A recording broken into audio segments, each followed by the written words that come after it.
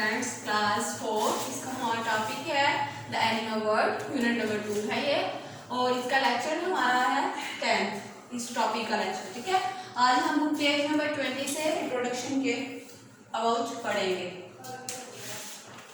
कल हमने मूवमेंट से पहले पढ़ा था और कल हमने एक्टिविटी भी की थी। ठीक है, जिसमें डिफरेंट एनिमल्स कौन कौन से काम करते हैं उनके बारे में बताया था। तो कौन से एनिमल है जो स्विमिंग करते हैं, जो रनिंग करते हैं, इनके ज़्यादा प्रोमिनेंट जो एनिमल है उनके साथ। अब आज हमने रिप्रोडक्शन के बारे में पढ़ना है। तो सबसे पहले हमें रिप्रोडक्शन की जो डेफिनेशन है उसका पता होना चाहिए कि जो टर्म रिप्रोडक्शन है इसका एक्चुअली में मीनिंग क्या होता है। Reproduction is a process by which living things produce new living things. Reproduction एक ऐसा प्रोसेस है जिसमें क्या करती हैं, लिविंग थिंग्स जो हैं वो न्यू लिविंग थिंग्स को प्रोड्यूस करती हैं। This is the definition of reproduction, the process by which living things produce new living things. के लिविंग थिंग्स हैं, उन्होंने आगे रिप्रोडक्शन की, रिप्रोडक्शन करके आगे न्यू अपने जैसे न्यू चीज़ें पैदा की, न्यू लाइफ्स पैदा की, तो वो क्या हो जाएगा फिर रिप्रोडक्शन। अब रिप्रोडक्शन के लिए मेनली तौर पर मेल एंड फीमेल सेल्स जो है उनका होना जरूरी होता है कि मेल और फीमेल सेल्स जब आपस में ज्वाइन करते हैं तो फिर उससे क्या होता है, न्यू स्पीशीज जो है वो बर्न आउट करती हैं। उनके जैसे ही न्यू स्पीशीज जो है उनकी आगे से बर्थ होती है। अब रिप्रोडक्शन जो है उसमें फीमेल और मेल जो सेल्स हैं वो आपस में कंबाइन करेंगे। ठीक है, मेल जो होता है वो एग को फर्टिलाइज करता है और जो फीमेल है वो क्या करती है, प्रोड्यूस करती है, और फिर जो फीमेल एग प्रोड्यूस करेगी उसको फर्टिलाइज कौन करेगा, मेल। तो इस तरह से फिर जो फर्टिलाइजर्स का मीनिंग होता है, फर्टिलाइज का मतलब फिर क्या हुआ, to bring life to something, किसी चीज़ को लाइफ देना, जिंदगी आगे उसकी बढ़ाना, लेके जाना। तो बहुत से एनिमल्स ऐसे होते हैं कि जिनमें जो फीमेल होती है वो जब एग ले करती है तो अपनी बॉडी की आउटर साइड पर ले करती है।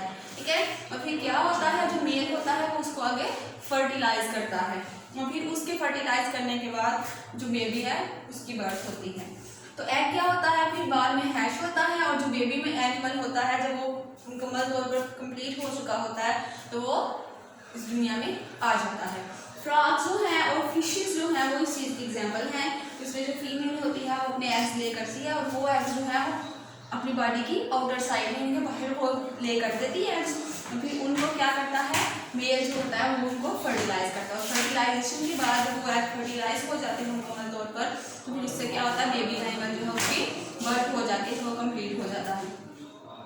इसमें फिशेस और फ्रॉग्स जो है वो इसकी एग्जाम्पल्स हैं। इसी तरह से कुछ एनिमल्स ऐसे होते हैं कि जिनमें एग जो है वो फर्टिलाइज करता है फीमेल की बॉडी के अंदर ही। ठीक है, वो फीमेल की बॉडी के अंदर ही एग्स फर्टिलाइज करेगा और फर्टिलाइजेशन के बाद जब वहाँ पर मुकम्मल एक एनिमल कंप्लीट हो जाएगा, उसकी बर्थ पूरी हो जाती है, जब वो मुकम्मल एनिमल बन जाता है तो फिर क्या होता है, उसकी बर्थ हो जाती है। और ये मोस्टली तौर पर मैमल्स में होता है। ठीक है, मैमल्स में जैसे वो हो गई, गोट हो गई, क्या को हो गई, ये सारी क्या है, मैमल्स है। तो इस तरह से मैमल्स के अंदर ये होता है जो मेनली तौर पर है वो बेबीज की बर्थ डायरेक्टली मदर से होगी। इंसान भी इसी तरह से। अब एनिमल्स जो है इस तरह से वो जो रिप्रोडक्शन करते हैं वो मैमल्स में होता है, और कुछ एनिमल्स ऐसे होते हैं जो खुद से ही अपने आप से आगे अपनी बेबीज की बर्थ करते हैं। ठीक है, ये जो सी एनिमल है ये आपको नजर आ रहा है, ये एक एनिमल सी एनिमल है ये। ठीक है, सी एनिमल ये क्या करता है, खुद ही डिवाइड हो जाता है आगे, इनके एक सी एनिमल है वो आगे दो में डिवाइड हो जाएगा और फिर इससे क्या करेगा, वो अपने इंडिविजुअल्स हैं आगे उनको बर्थ देगा।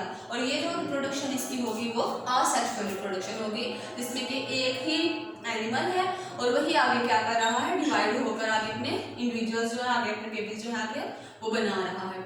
जो दूसरी टाइप हमने पहले पढ़ी थी वो सेक्सुअल रिप्रोडक्शन थी, जिसमें सेक्सुअल रिप्रोडक्शन होती है मेल और फीमेल सेल्स के मिलने से क्या होता है, बेबीज पैदा होते हैं, और जिसमें इंडिविजुअल्स खुद ही आगे आगे वो कर रहे हैं तो वो कौन सी है, असेक्सुअल रिप्रोडक्शन। तो आपने क्या करना है, आपने इस पेज को, पेज नंबर 20 को करके अच्छी तरह से रीड आउट करना है। कल हम इंशाल्लाह ताला आगे नेक्स्ट पढ़ेंगे, तो इस पेज को अच्छी तरह से रीड आउट करें। Thank you.